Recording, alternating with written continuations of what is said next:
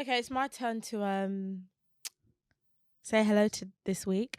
Hey guys, you are listening to the Poor Decisions Show. I am Anissa and we are here with Anna?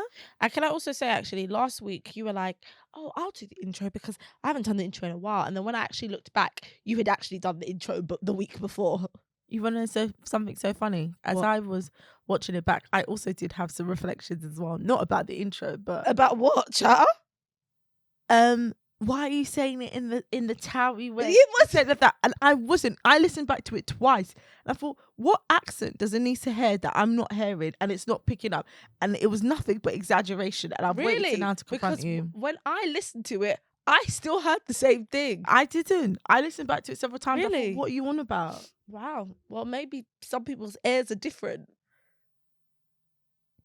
Fine. Okay, I'm like, listen, Some okay. people's ears are different. How has your week been? How's my week been? It's been a very busy week. Work was super busy. Yeah. And yeah, I mean, it's Christmas time. The periods is always like Christmas period's always super, super, super manic and busy. What about yourself? Yeah, same.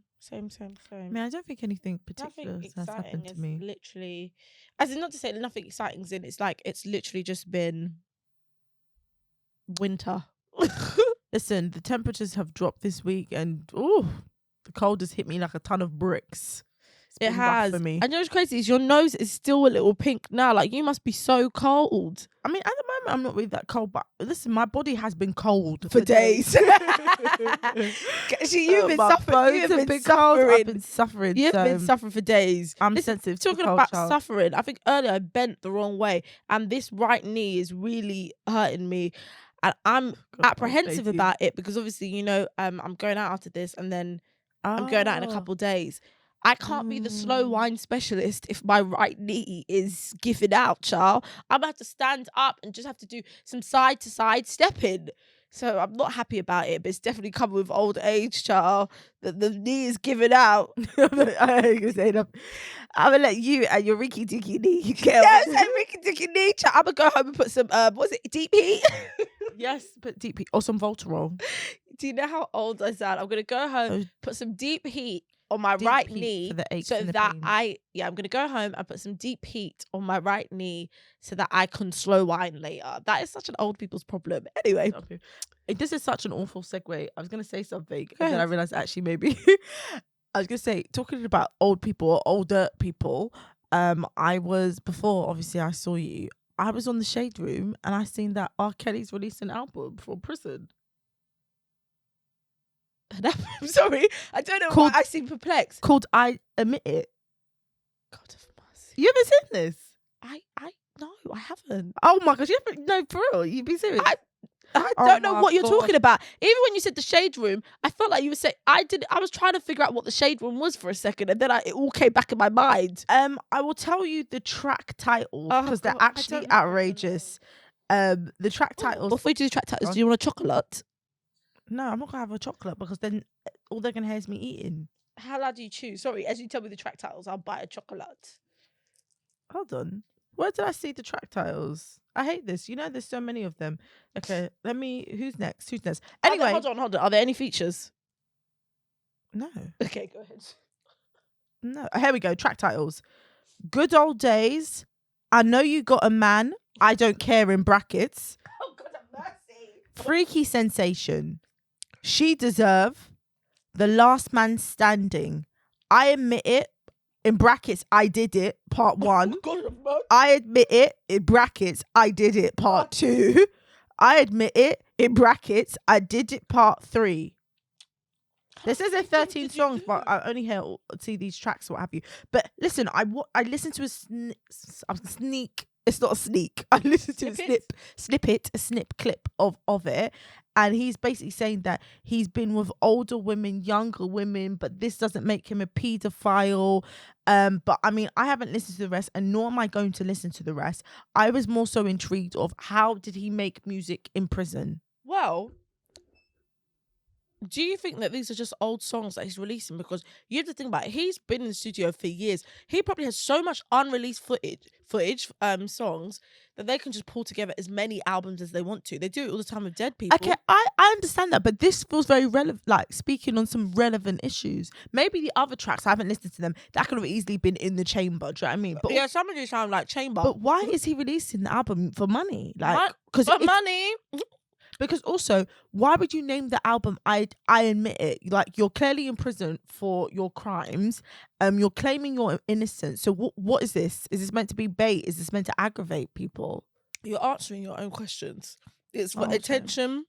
It's for clout. It's like, it's already going to be controversial that he's going to put out an album. But if he calls it I Admit It, or whatever it is, it allows intrigue. So therefore, people are going to click on it or to understand what exactly he is admitting. That is very true. That is very true. They say the more people that stream it, the more coin. It's all money. Doesn't he said he was bankrupt or something, right? So it's actually crazy that he's able to do this. Because he's convicted now. Is he? No, I'm asking you, is he? I don't know. No, I don't know then. I feel bad. Sorry, I don't know. I thought he's convicted. I felt like there was a trial at one point, but I could be wrong. I think there was. Do you know what? I really don't keep up with R. Kelly. I couldn't know, you know.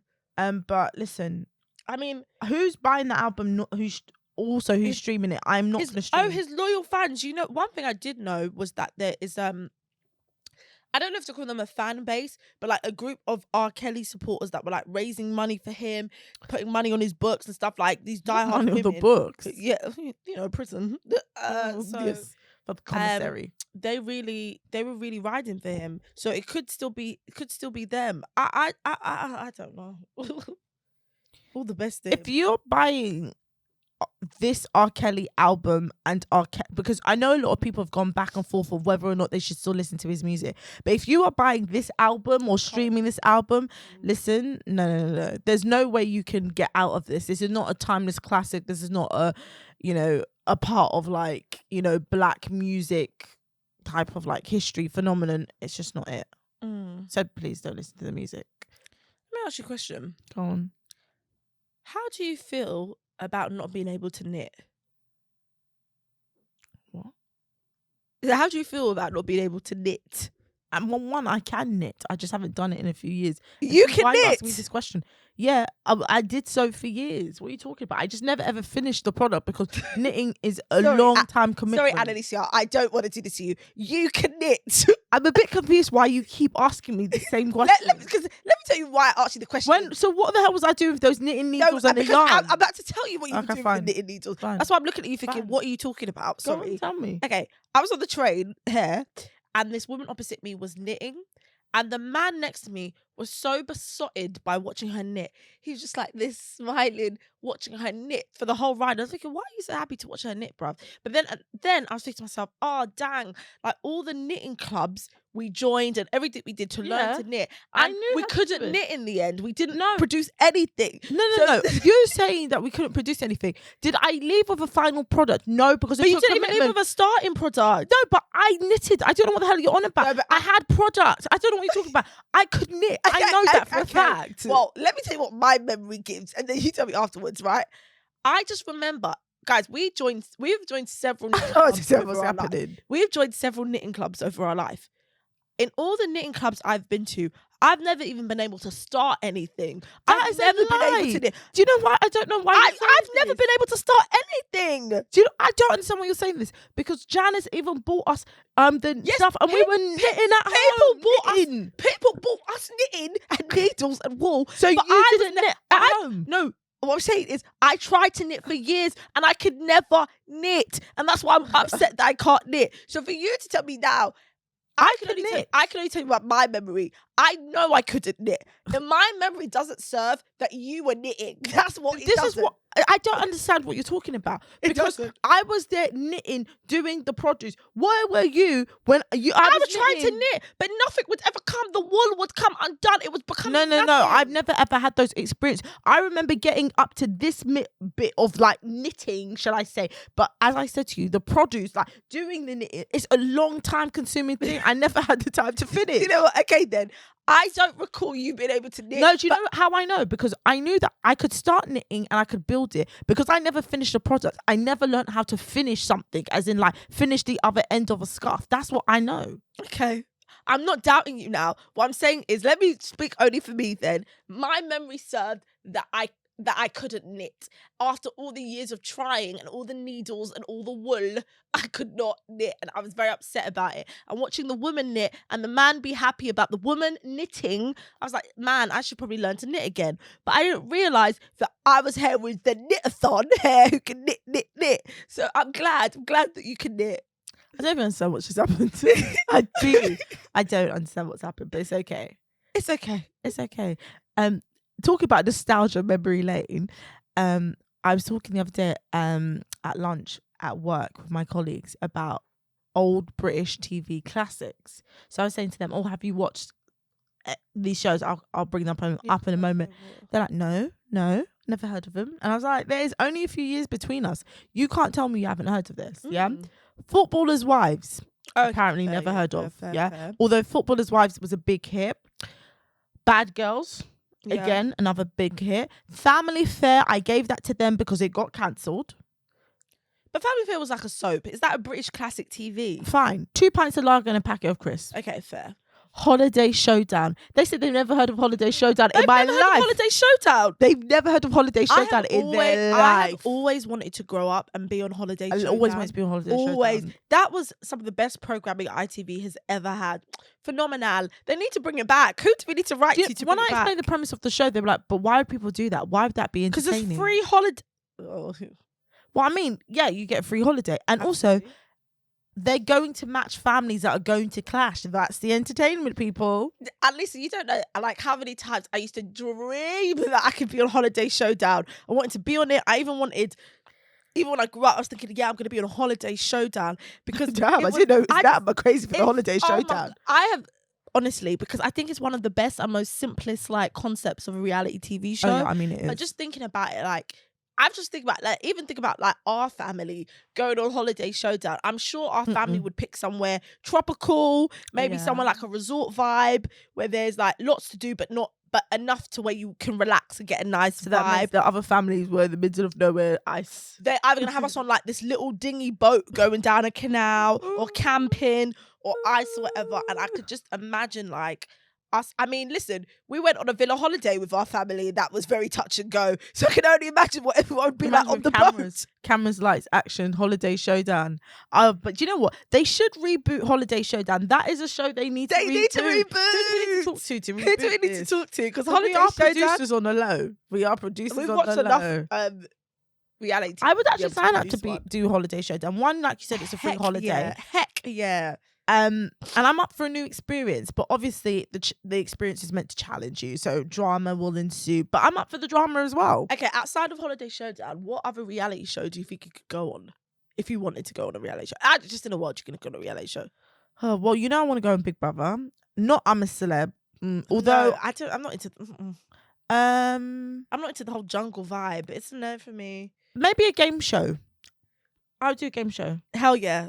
I mean, we've always spoken about being on Family Fortune with Steve Harvey because we'd be fabulous. Oh my god! Steve is so lucky I don't live in America. I would go on Family Fortune and get all the cash monte, What's the thing where they do where it's like the 2 minutes and go? What's that called? What, in Family Fortune? Yeah, what's that game? It's at the end of Family Fortune. Yeah. I don't know if they call it like sudden death or whatever. It's that lightning round thing. Something, whatever. That easy, bossy, got that. Honestly, have it. So good at Family Fortune. It's nasty how good I would be. Painful how great. Steve, are you taking international applications? Honestly, because we were show not being franchised, Steve. What's going on? Although I want Steve to do it in the UK. No, it has been franchised, but in Africa, and I know that sounds weird, but I found a YouTube channel called Family Fortune Africa where it was Steve hosting it with like people in Africa, which sounds a weird way to say it, and like Steve and them and everyone. Was it a specific country in Africa, or just it's meant to be Africa? Well, it just said Family Fortune Africa, and then it was unclear what specific. They could have been West African because then Steve, instead of a suit, was in like West African gear. Yeah, that's right. I feel like I forgot the correct name for it. I don't know, but the traditional West African wear, like the Nigerian wear, but like made it a bit more. Okay, then maybe. So then why can't it come to I don't want to say Europe because it's continent. Why doesn't it come to UK? Well, if they're gonna fly you out, I'd rather Steve fly us to him in LA. I'm assuming where they film it, so I can get a holiday at the same time. And then they're gonna have you in the studio in Watford, fam. That part, and I would kick butt. And no offense, I mean this is not shade to Americans, but you know,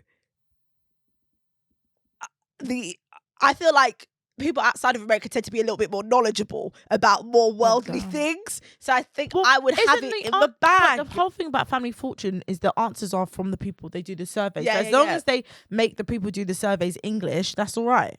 Although I still could do the Americans. That's exactly what I was about to say. Listen, I'd be so good. But another reality show that I was thinking if I could be on, only because I've been watching it, and it's not this specific show, but the format of the show is, I've been watching Double Shot at Love because you have highly say Flora's Lover, but go on. I don't know. You know, I know. Sorry, Flora's Lover. Oh my gosh, I would kick so many. I'm too good. It's crazy. The Flora's Lover. That's all chance though. No. Sorry, I didn't want to derail you. And that's what. Chance. No, and that's where people mistake it. No, they think it's chance, or they think it's their physical ability. No, it's all mental. No, mental. No, it's not. Do you know what? Yes, it is. It's also the room setup as well. Because whenever there's anything circular in front of the door, don't ever jump on it. No, that's what I know for fact. Yo, you know that for fact in your mental. Not in my mental. In the experience. In your mental, because whenever there's something circular, never do it. But there's always, when there's something circular, something else that the other person can jump on, which isn't as close as the circular thing to the exit door. But people always go for the circular thing because it's close to the exit door. But it's the biggest risk. And they're not thinking in their mental. Floor lava is strength. It's mental. She's feeling a little bit towby doing Anissa. Okay, you know, mental. That was there you go. I think a little bit is patience and adaptability as well. I've seen it all. But that's what I'm telling you. Sometimes I don't even think it's physical strength. I think it's canny. It's know-how. It's canny. You think it's canny? Okay, sorry, I don't mean to. What I was going to say is... you completely derailed me with this whole floor is lava. I didn't mean to derail you. But people, producers, TV shows, listen, if you're going to bring Flora's Lava or Family Fortune, please let me know. Because you know they always do the posters looking for contestants. I'm willing to go. I'm willing to be on Flora's Lava on those posts. Listen, I want the £10,000. Sometimes I know I'd be so amazing at these things. It's like I want to burst, and it's like I don't even need a team for any of these shows. I could just go by myself and just kill it. Okay. So I'm gonna say, listen, you gotta have a team on. I don't need a team. You have to have a team. Flora's Lava, I do need a team, but I have to be the leader of the team. Nobody moves until what I say. And I can't be on the team with you. And that's your problem. I cannot. And that's your problem. I need a team that can only listen to me as someone who knows and has the caddy. You have to listen to what I've got to say. Sorry, I interrupted you. Double shot of love. So people listen to us fight over Flora's Lava. Okay, yeah. So you told me to watch Double Shot at Love. I've been telling you to watch it. Paulie D and Vinny from Jersey Shore. Now, the reason why I said I don't know, I feel like I could be on the show and could not be on the show in the sense of it's one of those game shows where like a bunch of women live in a house and compete for the love of the bachelor or like that celebrity at the end.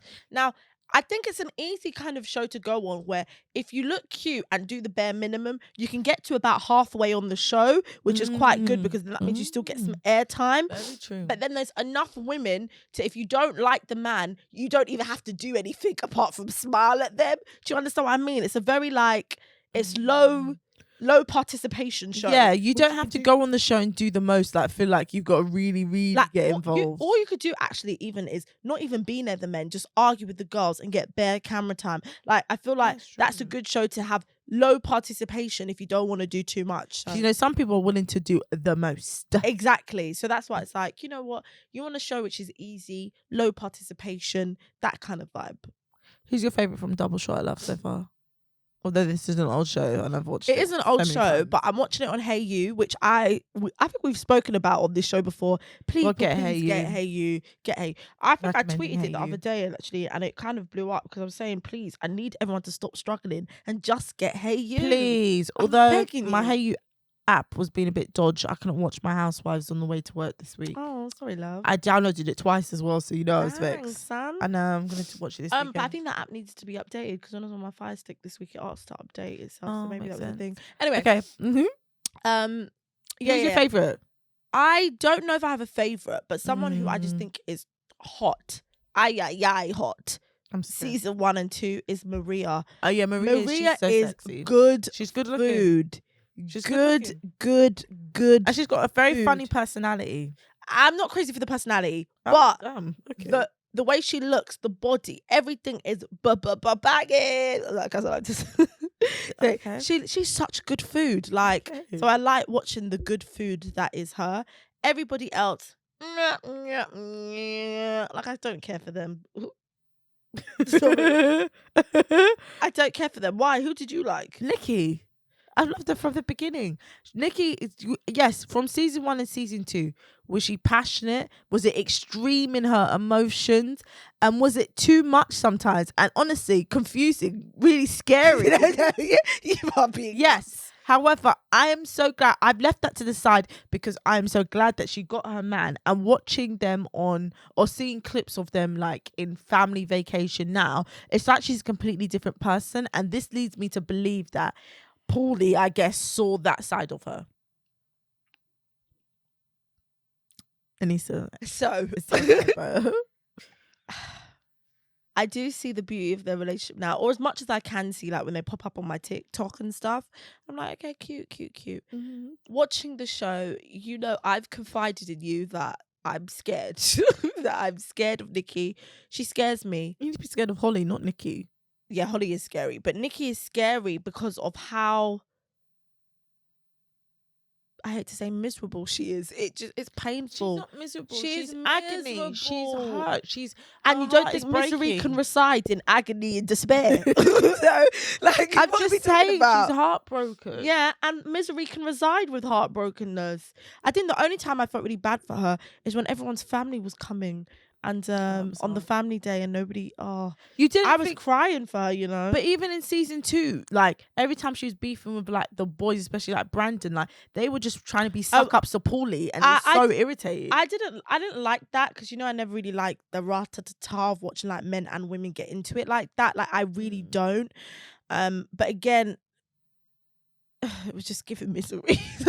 It's tough. I think she's a nice girl. I love Jamaican women. I think they make a great couple.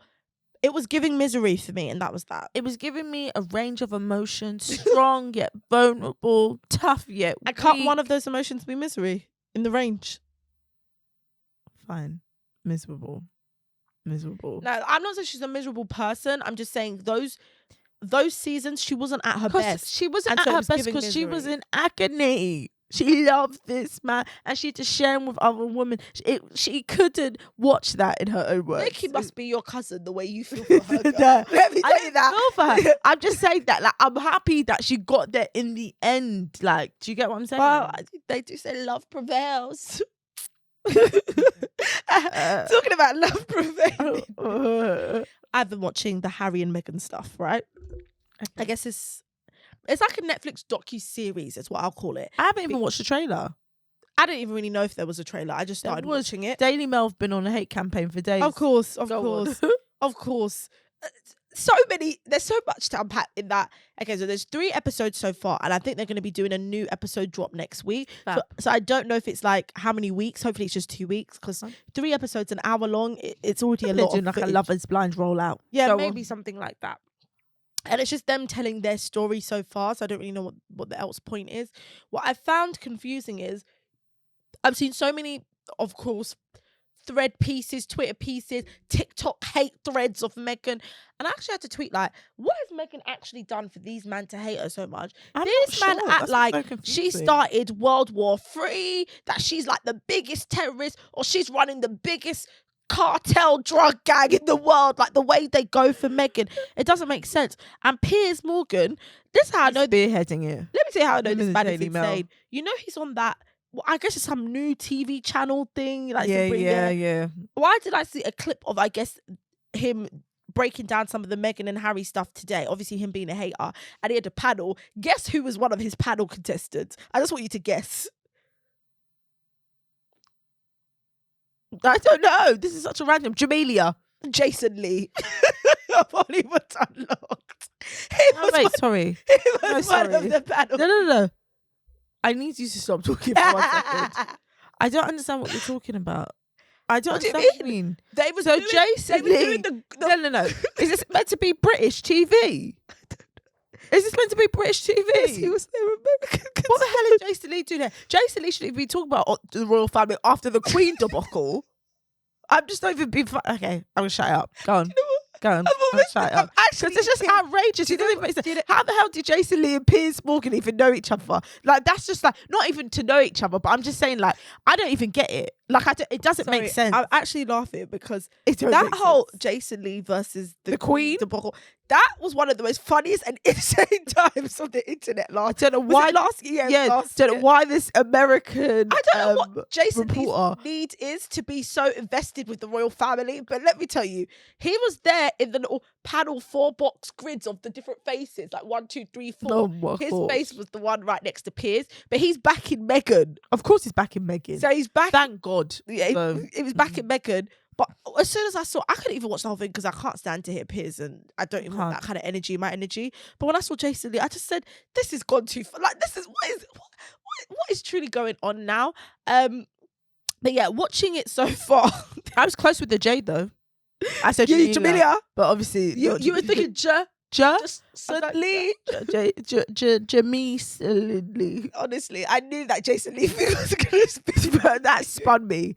I knew that was going to. I'm in the days. And the thing is, I mean, it's nice knowing their actual story of like how they met and how they fell in love. That's what the first episode is about, which is great because, you know, I love like listening to love stories. The second episode talks about like when their relationship is starting to come out and how the media, I guess, started to kind of turn. And then the third episode, I've just gone halfway through, but there's 2 key things from this that I just want to talk about. I don't want to talk about the whole thing because you guys can go and watch it, obviously. First of all, this is a side note actually, I love that her nickname for him is H. She's like, me and H. That's giving me Line of Duty. All those who watched. No, I didn't. H, big time mastermind criminal. We couldn't find out who it was. I know Meghan don't know, but the British public will be like H. No, I didn't know. Okay, sorry, go on. Okay, so there's 2 things. One, and I actually saw people commenting about this. I think I even saw ZZ Mills comment about it as well. Because, I mean, I'm not going to lie, when I watched this kind of confused me. So they start to talk about how race could play a factor in the hate that the media have for Meghan. Meghan basically starts talking, I don't know even like how to summarize this, that basically like she recants this story of her and her mum driving home from a concert, but they're trying to get out the parking lot of a concert, and this woman basically called her mum the N-word because she said the N-word, and I thought to myself, Meghan, have you ever said nigger? But I don't know. Anyway, so she goes the N-word, and that was the first time she'd ever heard it in her life. This is though she doesn't. The way that she's telling the story, she doesn't seem to be a child in this story. She seems to kind of be an adult. And she's like, this is the first time she's ever heard that word in her life. And she saw how upset her mum was. And then her and the mum drive home and they never talk about it. And she basically goes on to talk about, you know, she's never thought of herself as like a black woman or like a mixed woman. And like race has never been anything that's ever played a factor for her. And all this stuff basically. This is very strange. And so I'll stop at this part of it first. That was strange for me because it was like, I don't even want to be rude, Meghan, but you're growing up in America where race is a really big thing there. And not only that, you're growing up in LA, in Crenshaw, but you've never heard the N-word. It went and like the pieces of the puzzle don't fit. It was a bit confusing to me that she's saying that like about like never really think about race. Your mum is black. Well, I don't understand. I'm not saying that automatically makes you think about race, but like especially in America, that really opens the conversation up.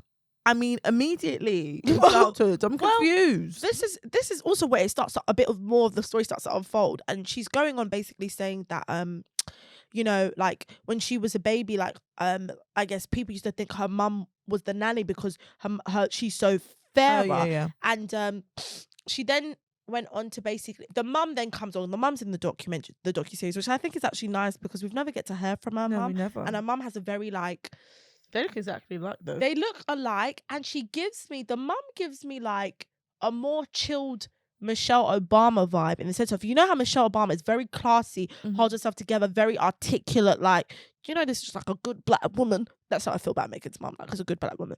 But the mum, the reason why I think whatever Meghan's saying could be true is the mum is basically saying, like, you know, I never had that conversation with Meghan that the world will treat her differently because of her skin color and what being black is like, and all this stuff. She's like, you know, maybe I should have. And I thought to myself, sorry, you've never had that conversation with Meghan?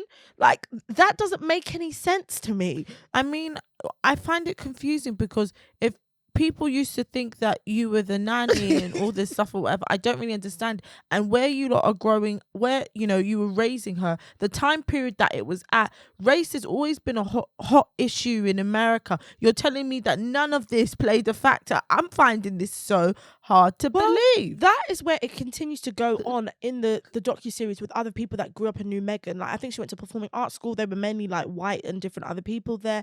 But what I've been seeing a lot on the internet and what the people say in the docuseries is Meghan is very fair, and so a lot of people found her very white passing. So even her first acting agent didn't even know that she was mixed. He said for the longest time he actually had no idea that she was even mixed. He thought she was like one of those sun-kissed California girls that have some freckles and who's like a brunette. He didn't think she was basically mixed. And a lot of people, I can see that she's mixed. well, this is what I thought. I'm but again, confused. Okay. And so a lot of people in the so I guess people that they interviewed in docuseries were saying the same thing. And then he basically said, well, then, you know, as soon as he found out that she was mixed, he then decided to start sending her for black roles as well then. But then a lot of the black roles didn't want to take her because she didn't look black enough. They were like, who is she? But then I have seen a lot of people on the internet saying, like, Meghan is very white passing. Like, a lot of people have said that.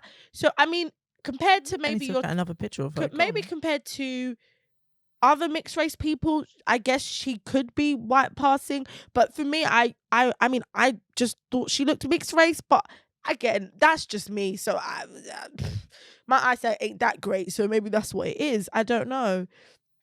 So that was a part of me that felt strange because I like Meghan and Harry. I just didn't understand that part of the story. It didn't make any sense for me. That was it.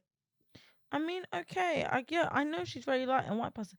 I don't know. I still see a mixed race woman to me, but they thought maybe she was sun-kissed or like Italian. They just thought, well, she wasn't basically. I just find that so. I find everything confusing about that race bit. But listen, who am I to judge? I don't know what was going on with them.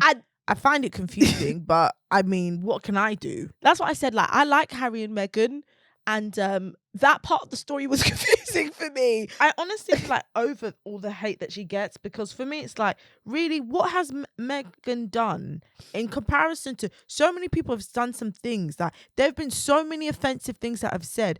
I've not seen Piers ride this hard against Boris and the Conservative Donald after everything that they've done. They've said some disgusting things. They have done some things that have literally killed people.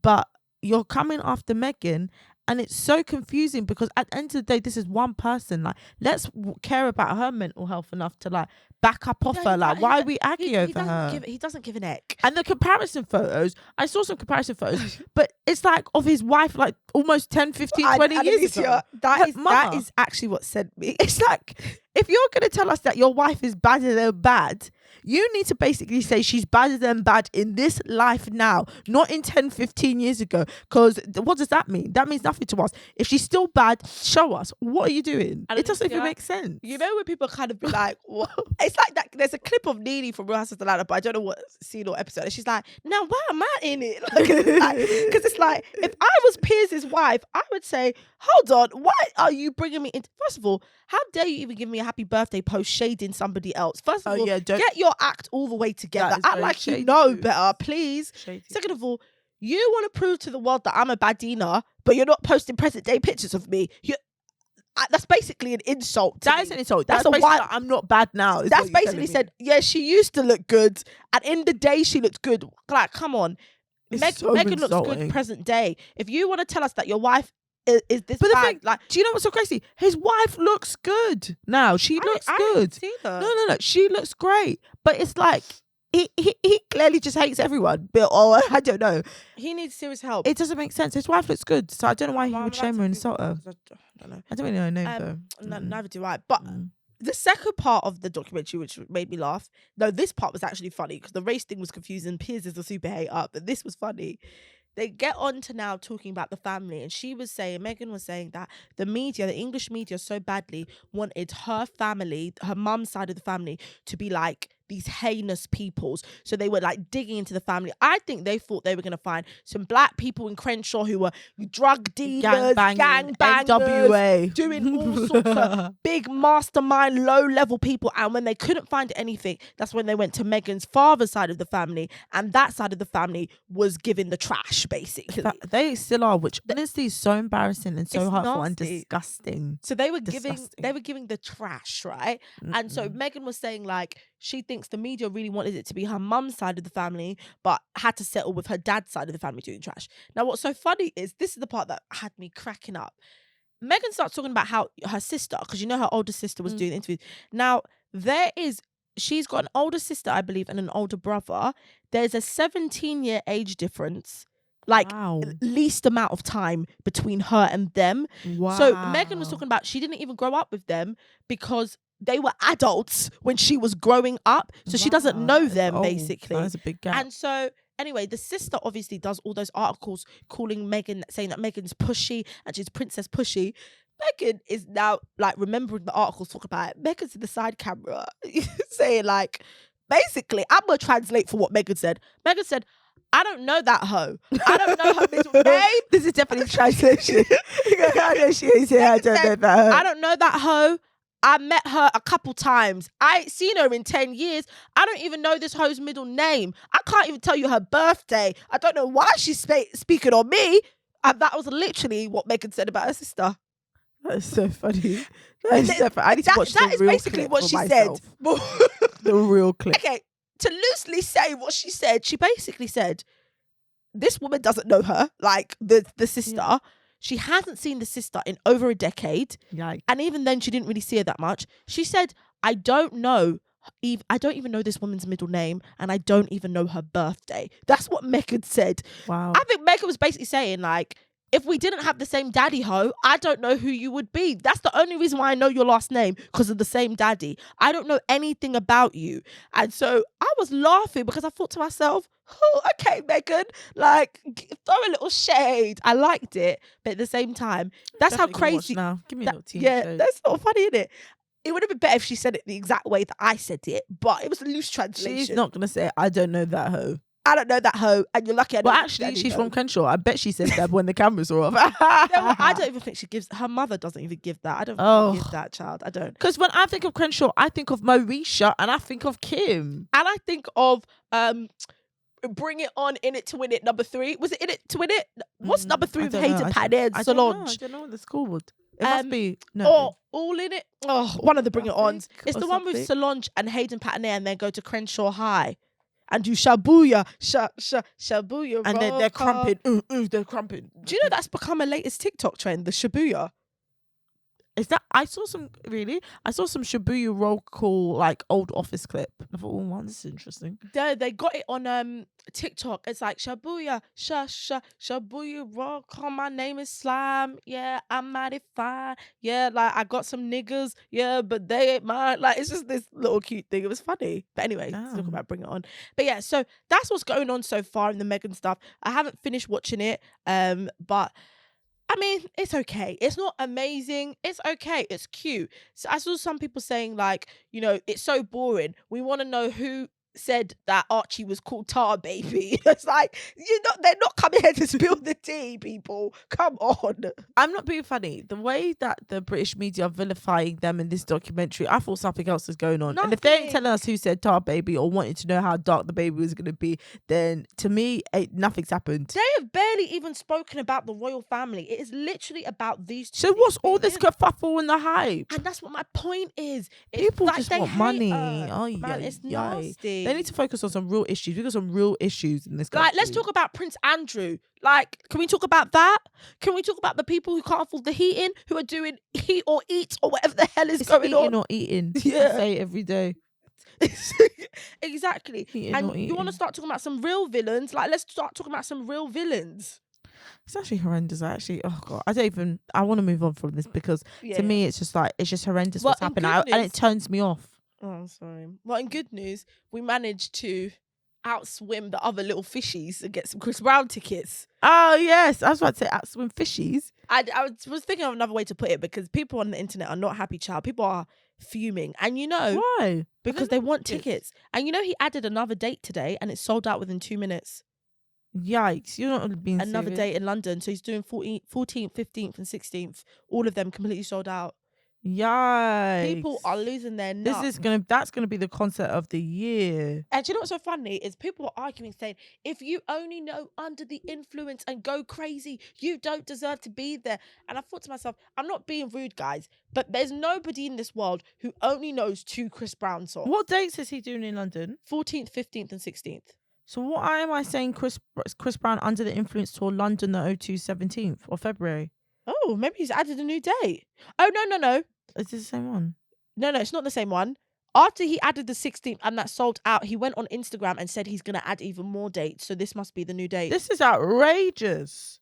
How many tickets? The demand is that much. He must be happy though. Yeah, so he's okay. Well, he's added this another date. God of mercy. Is that out yet or no? Pre-sale. I'm trying to say. I don't know why I'm trying to see, but I've already got tickets. It's just a curiosity in me. But it was like Hunger Games for those tickets. It was. And I was asking our friend Carl of the Rated Podcast, go and listen.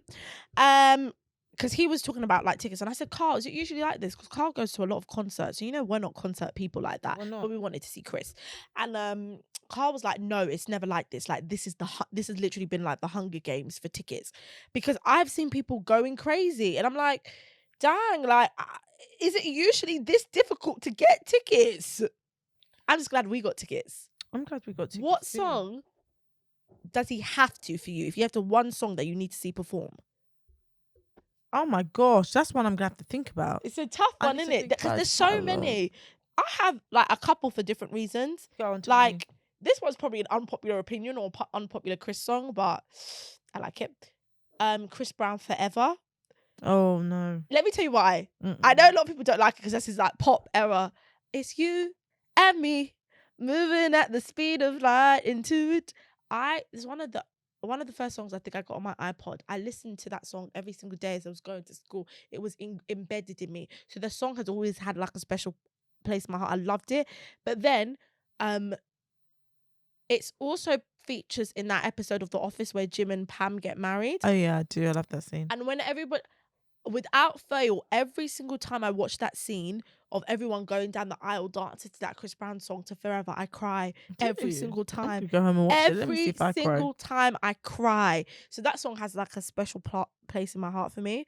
I think young me would want to see Take It Down, because I always remember those old concert clips Those of him on that spinning disc. It wasn't even his clips. It was just the fact that he had the internet in the chokehold of men filming themselves grinding on the floor and uploading it. That was a crazy era of the internet. And all those guys who did that, where are you now and are you okay? Like, are they still grinding? Have their knees given out like mine? That's so funny. But that was a very crazy era of the internet. I'd have to think about the others, but those two were definitely in my mind. Have you thought of any? With You, I just love that one. I love that. And honestly, it has to be his like earliest stuff.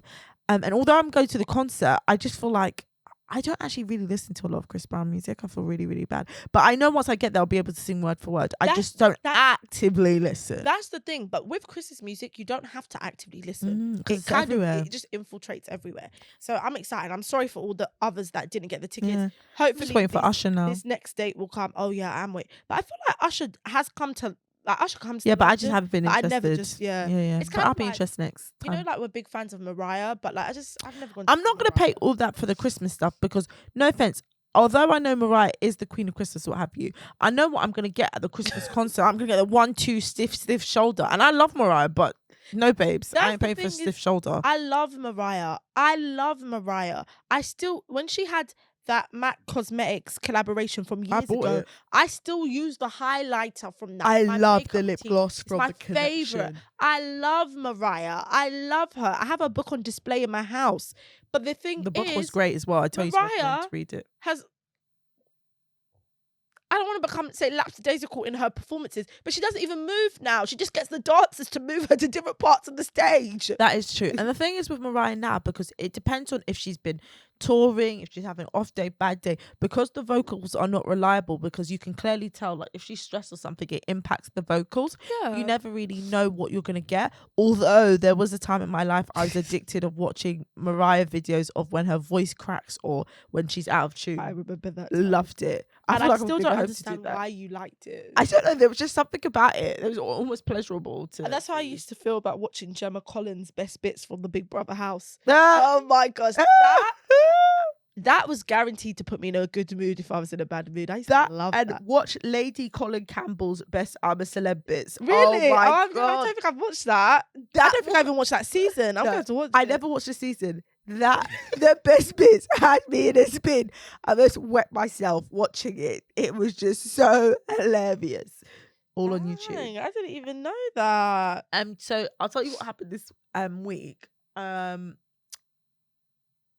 I took an androgynous quiz. I was doing a part of my job or whatever. Yeah. Okay. And in the psychological sense of androgyny, and I'll give you that definition so you know what I'm working with as I move it. Yeah. In the psychological sense, sort of the psychology definition of androgyny, it's about a balance between female and masculine traits, and generally this is all about like behavior. So nothing to do with appearance, nothing to do with if you like sports or whatever. It's things to do with like loyalty. It's things to do with independence and things like that. So basically there's a famous study called the BEM sex role inventory, and basically what she did was give participants criteria of 60, 20 traits male, 20 female, and 20 neutral, shall I say, and then you had to kind of rate from 1 to 7 of how true it was for you.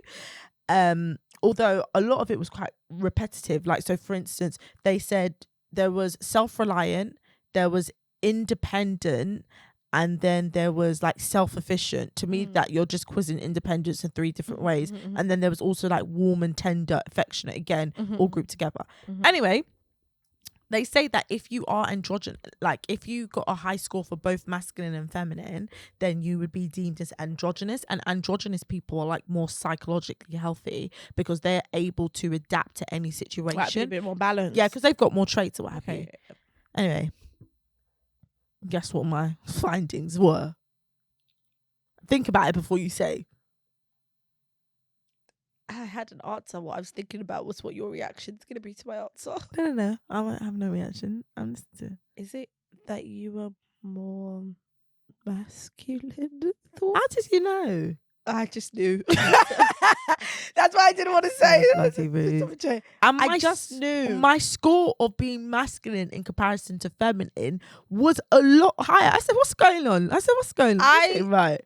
I'm not gonna lie, and it's the only reason why I think that is because of what they would stereotypically see as masculine. I guess you have all of those traits. Like, that's if true. we're talking about, like, you're talking about the groupings of the independence and different things like that, like, you're quite independent and self-sufficient and that kind of thing. If they traditionally see that as masculine, then you'd be aligned with masculine. That's exactly why I think I got a high masculine score, because there's one about like competitive, and I'm not competitive. No. I'm really not. No, I am just not a competitive person, and I don't care. Honey. Although someone was saying to me, you're really not competitive. I was like, no. I was like, I'm a twin. I share things. And that's what it is. You should have a competition with your twin. I'm like, no, I'm don't not bring your bad competitive. vibes over here, boo. I'm not competitive. Who's But a lot of it was like things like ambitious, like being like a leader, being independent, which they see as traits are as masculine. Obviously, these are things that I am. And that's all these things that I am. And I'm more so of these things than always, and I say always because I can be these things sometimes, but always being like empathetic, always being warm or what have you. I'm not always these things. However, I am always the other things. I am always a leader. I'm always self-sufficient. I always have a high ambition. mean, that's how I knew. There's like things like, oh, like if you're assertive and like stuff like that. And I wouldn't necessarily say I'm aggressive, but I'm definitely assertive. If I want things, or if I'm going to speak my mind, I'm going to say it. However, I also know when to hold my tongue, and I kind of wait and observe and watch, because people are crazy. But I couldn't even believe that I was masculine. I thought I was going to be androgynous, because I see myself as a rational, well-rounded being. Do you know what it is?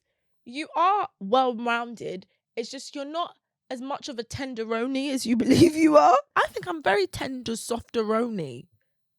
I think you maybe are. I think you are. And I think that's a big part of you, how marshmallowy you can be. But sometimes there's a hard shell around that marshmallow. and that's just what it is. I'm shocked. That's just what it is, honey. But that's why I just knew it. That's why I said, I already know, love. Honestly, like, it's so offensive that masculine traits are to do with, like, but you shouldn't see that as a... Yeah, that's why I said... That's like rude. That's why I said the only reason why I think you would fall under that category is because of how they would stereotypically view masculinity and how they stereotypically view femininity. So that's the only reason why. But in general, day-to-day life, do I feel like I'm androgynous? If you're stepping into more masculine energy, I wouldn't say no. I feel like you pretty much operate in your feminine, but I don't know. I mean, it's all just stereotypes at the end of the day, to be honest. Everyone is like different or what have you. But I couldn't believe it, because just in the case of like psychology and androgyny, I'm saying, like, I'm thinking I'm androgynous because, like I said, I picture myself as a well-rounded individual. You should. But if any of you want to do it, it's Bem's Sex Role Inventory, and you can find many copies of her study and research, and you can find out like whether... Ooh, not many copies, child. Yeah, you can find out yourself. Do you know what? I'm going to send it to you. I'll be interested to see what you get. And if we don't match, I'm going to be very confused. Okay, so do you want us to definitely match? We're going to come back next week to see if Anissa matches. I'm going to give it to her. No, for real. Our stepmom is calling me. I'm just going to ignore her for a minute. She's going to be alive. Okay, anyway. Yeah, let me do it, and then we'll see what I come back next week. We might actually do a poll to see where people think I fall, in which energy. That might be a good idea. Anyway, let's get on to the poor decision of the week. Oh, because it's all you, boo. Wagwan. Tell the people them. I'm upset. I haven't spoken. Okay, so I'm doing my bi-weekly Tesco shop online. I take my bi-weekly Tesco shop online very, very serious. It usually takes me an hour to 2 hours just to finalise the basket, because of how particular I am. And you can ask Anissa. I usually start off with going through the Tesco special offers or club card price deals, because I'm here for making sure that I make the pound work. Yes. It's all about saving money, spending money smartly as well. I'm all about that. So I normally go through. Anyway, I see a deal on juice. You buy 5 box juices. We're Jamaican, so we say box juices. We buy 5 box juices for £1.25. I'm like, 5 box juices for £1.25. I'm calling Anissa. I said, oh my gosh, Tesco got a deal for 5 box juice for £1.25. I'm thinking this is the deal of my life. I bought 20 box juice basically, because I was like to Anissa, oh my gosh, and I'm only spending £5 and I'm saving all this money, and this is the deal of my life. I said, I've got to get you off, I've got to let you go so I can call Mo and tell him. And then I was so happy. I was like, I'm the deal queen. Okay, deal baby. Cut to delivery. Delivery comes. Mo's like to me, what size was the juice you ordered? I said, what do you mean, what size? So what size? What are you thinking? What's usually box juice? 750 ml? I haven't got no bloody clue. I don't know what size is box juice. Like, I don't know what the hell's going on. I said, what do you mean, what size? Like, juice is juice, basically. It's this teeny weeny lunch box juice. 20 of them came to my house. I haven't got no regular box size juice, not one. Just these teeny individual ones. And that's what I was getting vexed, because most is like, oh, well, I was like, why wouldn't you think that they would be small when they usually sell them as a 3? And I said, they weren't selling them as a 3. They were selling them as a 1. Yes. And I've never seen Tesco sell one single lunchbox juice. Why would they do that? So I think it's trickery for everybody. It's trickery for me. And listen, I'm so vexed because up to now, we're still wheedling away with those sippy juice. I'm actually surprised that you still have them in your house. I thought they were done by day one. No, because it's encouraged me to drink more water because I'm so sick of it. Because it's like, why am I committing myself to a whole, even though it's a mini box of juice, I'm not a big juice drinker guzzler. So for me, it's like I got to commit myself to the juice. This morning, I was desperate for some orange juice. So I had to open it. I drank some of the orange juice. Even before I came today, I'm still sipping on the one carton. It's still in the fridge. This is awful. So go ahead. That's my poor decision of the week. And let me say something. Afterwards, when it came, I was so vexed. I laid on the couch for an hour. I was so upset because I was like, I thought this was the deal of my life. You did. And as someone who had to be receiving end of the phone of you bragging about this deal, which to me, honestly, didn't even sound appealing. So I did not even get it. And then when you then called me back to tell me about this whole single small box carton juice fiasco, there was a part of me that was kind of like not surprised, but surprised all in the same token. She laughed. I did laugh because I was thinking, this is just so freaking silly. And you were so upset. And I literally told her that she might as well start handing the juice out. But you lot are determined to drink all that juice. So I'm happy for you. Are you going to buy any box juices then? Or are you going to just drink I won't buy no box juice. Not until my next bi-weekly shop. And in the next bi-weekly shop, I'll be very careful. And then just start like wheeling and dealing them out. Save what for Christmas? Oh, that reminds me, I need to put my schlur in the fridge. Oh, I had a bit of schlur today. It's my first schlur of the season. Is it first schlur of the season? First schlur of the season. Here we go. No, I haven't had my first slur of the season. Oh, you're talking like you're with the Queen, the palace. Is that the Queen from the palace? They talk like that. Oh my gosh, this is nothing but twins fighting, child. Listen, healthy twin fight. Some of the other oh my gosh. I mean, we've got to save this for another day. But we talked about reality shows earlier of Tia and Tamara's old reality show. Now they used to fight. So they honey. That definitely is a show in itself, twin fight in itself. Anyway, let's get wrap it it together, up, guys. Anna is on the edge. I'm on the break. I'm not well, so I really hope I sound okay. I hope you have, but I feel like there's been many screaming. I mean, we've learnt today, child, she can't order a box juice. She can knit. And she ain't watched Harry and Meghan yet. Anyway, guys, make sure you follow us on our socials. Follow us on the first, socials. I'll do the show socials at Poor Decisions Show on YouTube, Instagram, TikTok. Twitter is Poor Decisions UK. Why are you doing that? Twitter is Poor Decisions UK Show. No, it isn't. You can do that. Okay, sorry, I'll be quiet. Sorry, you scared me. I'm mute. Okay, Twitter is at Poor Decisions UK.